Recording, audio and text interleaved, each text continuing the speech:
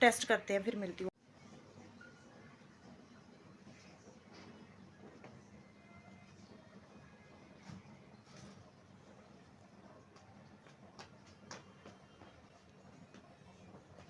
पता नहीं गाइस क्या होने वाला है। I am so nervous, tension बहुत हो रही है। और ये स्लो इतना चल रहा है ना, जैसे कि इसको सारी परीक्षा आज ही मेरी लेनी है।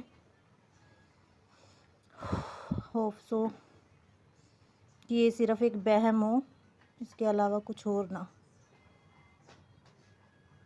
बट गाइस ये तो मुझे अभी से ही अभी तो एक ही दिख रही है ना।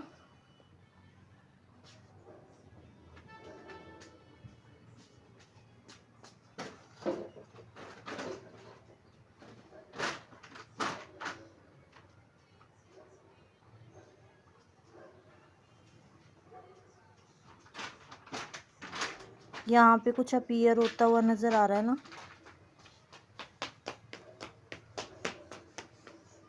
ये दूर है ना। अभी रुको गाइस, ये देखो जिस चीज का मुझे डर था ना वही है। आपको शायद सेकंड लाइन दिख रही होगी, दिखा देती हूँ मैं आपको। ये देखो बिल्कुल क्लियर है।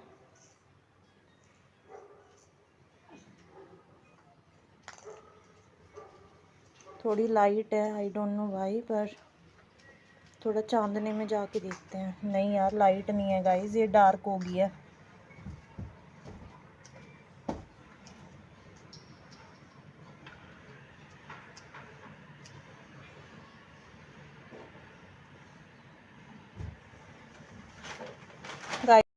देख ही चुके हो आप लोग लाइव, मैंने आप लोगों के सामने ही परफॉर्म किया है। बट गाइस सिचुएशन इतनी वर्स्ट है, मतलब समझ में नहीं आ रहा कि मैं गोपाल को कैसे बताऊंगी, और समझ नहीं आ रहा कि खुश हो जाऊं या फिर दुखी हो या फिर क्या रिएक्ट करूं। क्योंकि मैं उन इमोशनल गर्ल्स में से, उन इमोशनल औरतों, लेडीज़, लड़कियों में से हूँ जो टर्मिनेशन के तो बिल्कुल खिलाफ है। और गोपाल क्या रिएक्ट करता है और हमारा क्या फैसला है। इतना इतना ज़्यादा टेंशन हो रखी है ना, जब तक उसे बता ना दूँ और सब कुछ क्लियर ना कर लो ना, तब तक चैन नहीं आएगा।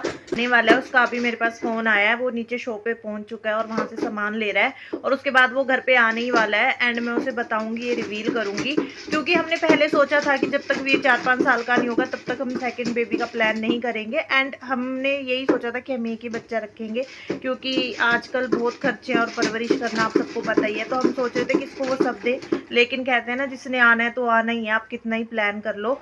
और अभी वो इस चीज़ के लिए रेडी तो नहीं है। मे बी क्या अब तक वो कुछ रिएक्ट ही ना करे और मे बी इस चीज़ का बवंडर हो। सो जो कुछ भी होगा ना सब आपके सामने ही होगा। इसमें this is the surprise for you.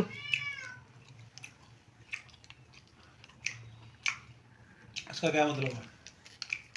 मोटे यार तुझे पता तो है। प्रेग्नेंट है तू? और क्या, देख लो भाई दोबारा से जिसने नहीं देखी थी। कुछ भी सच में है, तो मैं ये कोई प्रैंक कर रही हूँ क्या? लाइव टेस्ट किया था मैंने।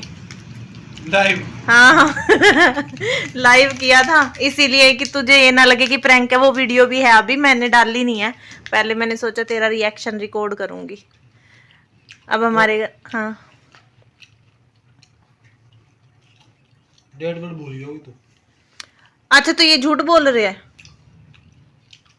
हो सकता है। ऐसा थोड़ी होता है मोटे यार, कोई ऐसे भूलता थोड़ी होता है। एक दिन चला जाएगा, 2 दिन चला जाएगा, कोई हफ्ता थोड़ी भूल जाएगा। पहले फोन दे कुछ टाइम ऊपर, तभी तो यकीन होगा। ये तो कई बार फॉल्स भी दिखा देता है। फॉल्स नहीं है, ट्रू है। कमजोर हो चुकी हूँ, बहुत वीक हो चुकी हूँ, इस टाइप से मुझे हो रहा है। और दूसरा जो तीसरा लक्षण मेरे साथ हो रहा है वो ये हो रहा है कि जो पेट का हमारा ये वाला हिस्सा होता है ना, इस वाले हिस्से के अंदर मुझे बहुत ही ज़्यादा खिंचाव सा महसूस होता रहता है। ऐसा लगता है कि मुझे अर्ज होती है बाथरूम जाने की, बार बार वॉशरूम जाने की। दूसरा मेरे साथ हो रहा है कि ब्रेस्ट में टेंडरनेस बहुत है। जैसा आप स्टार्टिंग में जब पहले बच्चे को फीड कराते हो तो उस टाइम पे एक पेन होता है ना, 10-15 दिन स्टार्टिंग में, जब हम स्टार्टिंग में फीड कराना स्टार्ट करते हैं तो वही वाला पेन दोबारा से आ गया है। एंड मैं वीर को फीड नहीं करा पा रही हूँ, इतना पेन है, इतना पेन है ना। और ये बड़ा हो चुका है अब, मतलब 21 महीने का है। सो दांत वगैरह भी हैं इसके तो वो ना मुझे बहुत ज़्यादा इस टाइम इतनी ज़्यादा दिक्कत हो रही है ना कि मेरे को ऐसा लगता है कि मैं पता नहीं कहाँ चली जाऊँ। मुझे इतनी खिंच पड़ रही है ना, इतना ज़्यादा मेरे को पेन हो रहा है उस चीज़ के अंदर। और ऐसा लग रहा है कि हाय मैं इसको कैसे ये छुड़वाऊँ, क्योंकि ऊपर का तो ये सब खाता है, लेकिन अभी ऐसा लग रहा है कि इसको छुड़वा दूँ। मैं 1 मिनट के लिए भी इसको फीड नहीं करा पा रही हूँ, इतना पेन है।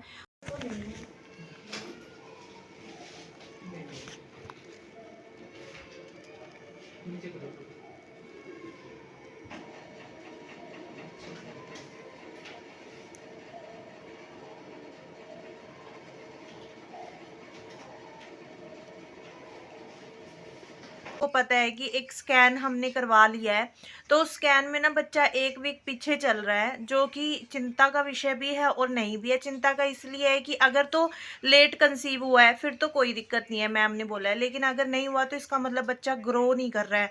और अगर ग्रो नहीं कर रहा है तो उसके पीछे क्या रीज़न हो सकता है, ये सब उन्होंने हमें 29 तारीख को दोबारा से फिर बुलाया है, एक स्कैन होगा, क्योंकि उस दिन तक थोड़ा प्रोग्रेस मैम कहती पता लग जाएगा। डॉक्टर में बोल रहे थे कि शायद उस टाइम तक में भी हमें लग रहा हो कि और कोई रीज़न ना हो, लेट कंसेप्शन ही इसका एक रीज़न रहा हो, और अगर इसके अलावा कोई और रीज़न है तो वो भी अल्ट्रासाउंड में आ जाएगा। मैंने विजिट की थी डॉक्टर से, तो सब कुछ वैसे तो नॉर्मल आया है। मैं आपको दिखाने वाली हूँ, क्योंकि जो वीक पीछे चल रहा था सडनली अब बिल्कुल जितना टाइम है उतना ही चल रहा है।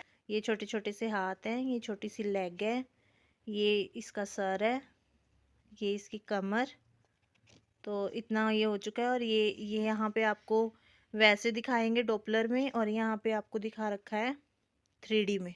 सो आज का व्लॉग हमारा डॉक्टर विजिट का है। सो यहाँ पे बच्चे की मेजरमेंट्स वगैरह ली जा रही हैं, एंटी स्कैन किया जा रहा है। और बोलते हैं कि एंटी स्कैन के अंदर एक गर्दन के पीछे का एक फोल्ड होता है और एक नाक की हड्डी, ये 2 चीज़ें चेक की जाती हैं, जिससे पता चलता है कि बच्चे के अंदर कोई डाउन सिंड्रोम या फिर किसी तरह का कोई ऐसे विकार तो नहीं है जो आगे जाके बच्चे के लिए बहुत ज़्यादा दिक्कत कर सकता है, या बच्चे में कुछ एबनॉर्मलिटीज़ हो सकती हैं क्या। तो ये वो टेस्ट हो रहा है। जो मेरा अल्ट्रासाउंड था कल, एंटी स्कैन, वो मेरा हो गया है। और ये इसकी धड़कन है गाइस, जो कि 140 आई है इस बार। लास्ट टाइम 179 थी, बट इस बार 140 आई है। और अगर आप देखेंगे तो ये छोटू सा ये रहा। एंड वो जो सिस्ट थी गाइस वो भी अपने आप ही कम होती जा रही है। पिछली बार बहुत ज़्यादा थी, तो बट इस बार बिल्कुल कम हो गई है और छोटी हो गई है। बट इस बार इसने 3D पिक्चर्स बहुत कम दी हैं। एंड गाइस अगर आप देखेंगे तो यहाँ से आपको देखिए 140 बीट्स पर मिनट है। सो जैसा कि मैंने आपको बताया था कि मेरा लो लाइंग प्लेजेंटा है, तो उस वजह से मेरी 2 टैबलेट्स मैम ने स्टार्ट की हैं। और मेरी अब मुझे टोटल में 4 दवाइयाँ खानी पड़ती हैं। तो उसमें बस मुझे थोड़ा सा ये बोला है मैम ने कि आपको बेंड नहीं होना है। एंड वैसे तो वैसे मैम ने बोला है कि 90 to 99% जो ये प्लेजेंटा की पोजीशन है 20th वीक तक वो अपने आप ही जो है शिफ्ट हो जाती है, मतलब ये ऊपर हो जाता है। जो लो लाइंग में जैसे नीचे की तरफ रहता है ना, तो ये ऊपर हो जाता है। अगर नहीं होता है देन थोड़ा सा कॉम्प्लिकेशंस होते हैं, अदरवाइज तो ज़्यादातर ये चला ही जाता है ऊपर। बट तब तक के लिए मैम ने थोड़े से प्रिकॉशंस बताए हैं। की विजिट है काफ़ी दिन के बाद, मुझे 2nd ट्राइमेस्टर लग चुका है। एंड डॉक्टर मुझे क्या बताते हैं आज कौन से टेस्ट मेरे होने हैं। मेरा डबल मार्कर छूट गया था, ट्रिपल मार्कर ज़रूरी है या नहीं है ये मैं एक बार मैम से पूछ लूँगी। और बाकी कौन से टेस्ट वो बताती हैं वो सब आपको मैं अपडेट दूंगी। सो आप लोग मेरे साथ बने रहना इस ब्लॉग में। और वीर हाय बोलो। हाय। और अभी मेरे ब्लड टेस्ट होंगे, जो कि ग्लूकोज स्क्रीनिंग का होता है एक टेस्ट, जिसमें पता चलता है कि मुझे कोई शुगर वगैरह तो नहीं है ना, मतलब प्रेगनेंसी में जो हो जाती है। तो उसका सैंपल कल लेने के लिए घर पे ही आएगा। VDRL जो भी मेरी यूरिन की रिपोर्ट्स थी वो भी बिल्कुल नॉर्मल है।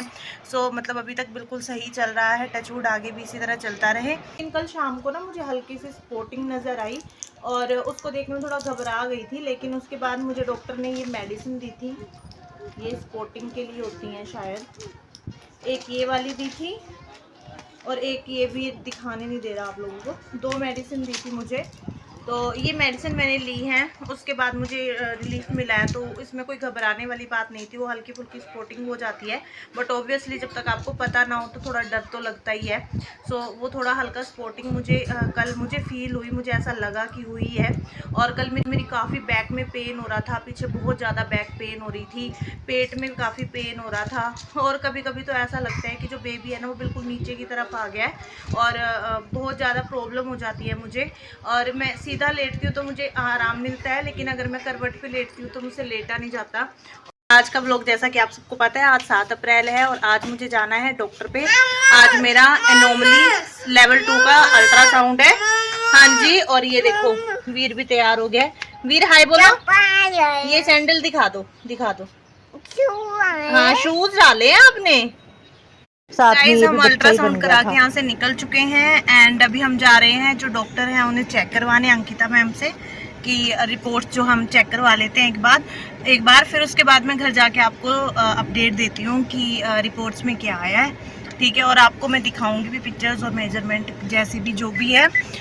और आप देख सकते हो आज ही की डेट है, जो मैंने आज ही करवाया है, ये सारा है। बाकी पिक्चर्स उसने दी नहीं है, मैम ने काफ़ी पिक्चर्स लेने की कोशिश की। ये रहा, यहाँ पे आपको दिख रहा होगा तो यहाँ पे हाथ वाथ रख रखे थे इसने मुंह पे, तो इस वजह से पिक्चर्स इसने अच्छे से क्लिक नहीं करवाई। ये सब है, आप देखो सिंगल यूट्राइन है, 140 बीट है, कार्डियक जो एक्टिविटीज वो नॉर्मल है, फ्लूइड बिल्कुल सही है, ठीक है। इसका जो ब्रेन, फेस, ऑर्बिट, स्पाइन सब नॉर्मल है, स्टमक बबल नॉर्मल है, ठीक है। बोथ किडनीज अपीयर नॉर्मल, ठीक है। हैंड्स एंड फीट सब नॉर्मल है। ये जो बच्चे की मेजरमेंट्स होती हैं ये वो सब दी हुई हैं।